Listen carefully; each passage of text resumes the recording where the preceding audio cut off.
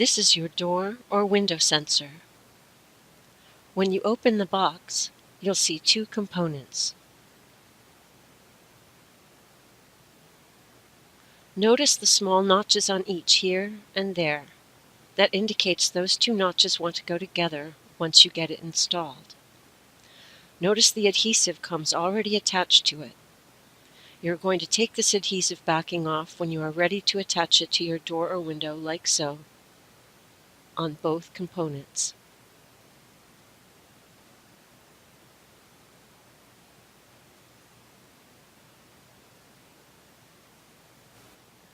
To install your door or window sensor, take the larger half, making sure to note where the notch on the side is, and place it so it will be facing towards the second half.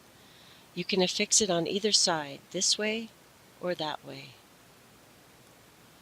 Place it slightly away from the edge so that it won't get knocked off when you open and close the window.